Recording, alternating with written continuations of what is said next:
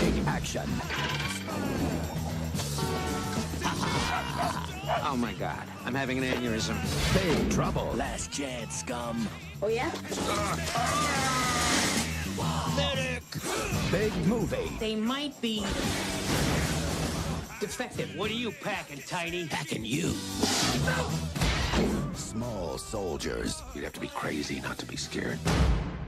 Hello everybody and welcome to my channel. So DreamWorks is a studio that often gets called out for its attempts at trying to be Disney. Before they even had an animation department and were making films like Ants and Shark Tale, they made a film to bank off the success of Toy Story and the rise of CG effects. That film was Big Movie, starring small soldiers. So I actually have a weird thing with this film where I always forget the name of it. Sometimes I call it Toy Soldiers, other times I call it Tiny Soldiers, which, to be fair, they all work just as well. Small Soldiers is the film that I remember liking, but feels very forgotten. I went back to watch this again on Netflix to see if this film still held up, and it does not. Small Soldiers is a film about a toy company that creates a new line called Commando Elite versus the Gorgonites. They insert the toys with advanced military microchips, unaware that it makes them both intelligent and very dangerous.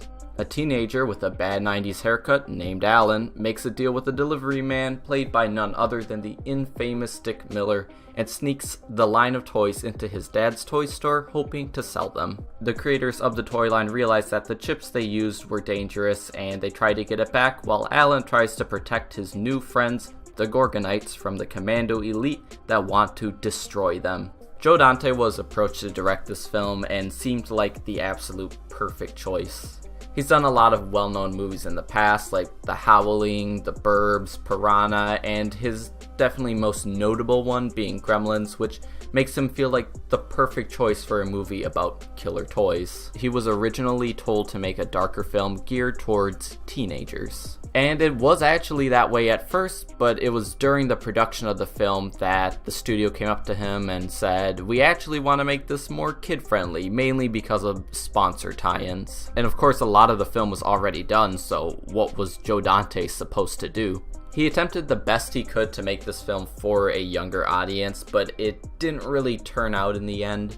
The finished film is a bit of a mess. I guess it's really a big mess. It feels like what could have been a really fun film held back by the attempt to make it watchable for kids. None of which really mattered because by the time the film was finished, it received a PG-13 rating anyway. A lot of the darker moments in this still made it through to the final cut, and it could really scare kids.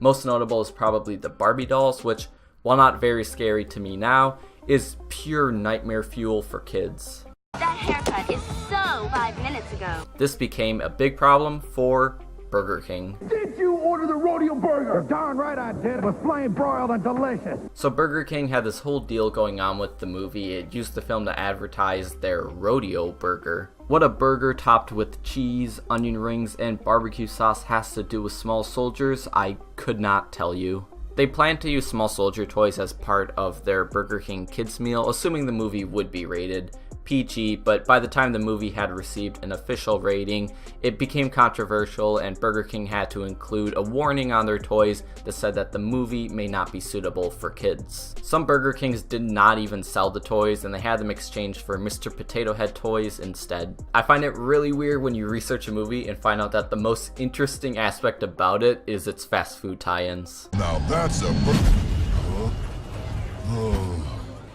You want that to go again, sweetie?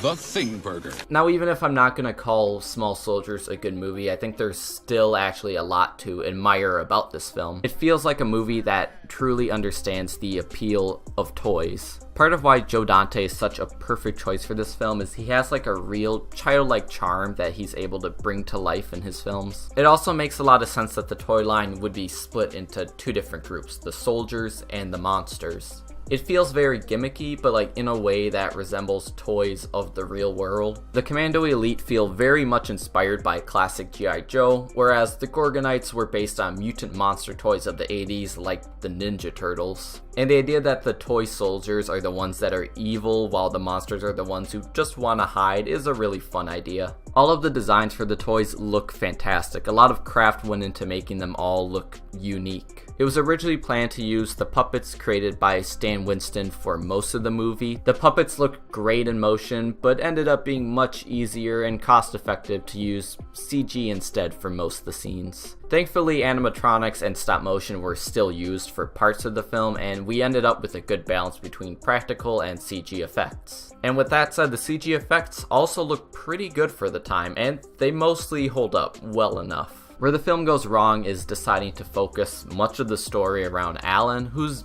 not very interesting. He has his whole plot about how he's been kicked out of high school twice and his parents don't find him responsible, which is weird because they still leave him in charge of the toy store. I mean, if the toy store gets trashed, that's all on the parents for putting trust in him.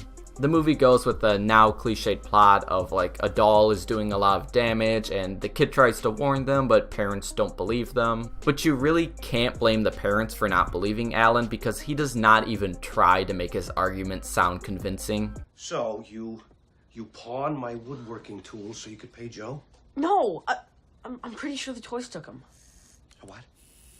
The toys. He also has a love interest played by Kirsten Dunst, who he's trying to impress, and while they do try to make her an active player in events of the film, she still ends up feeling more like a trophy that Alan needs to win by the end more than anything else. All of the teens just feel like staple characters, like you've seen them before and know where the character is going to end up by the end of it.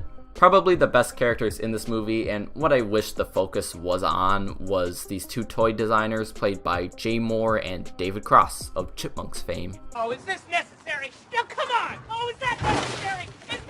The talks about business and selling toys and all that was actually really fun to listen to, but kids need someone to relate to, so let's go with these stock teenagers instead. I actually noticed this movie does share a lot of the same flaws as the Transformer movies, not nearly as bad as those. Oh my God!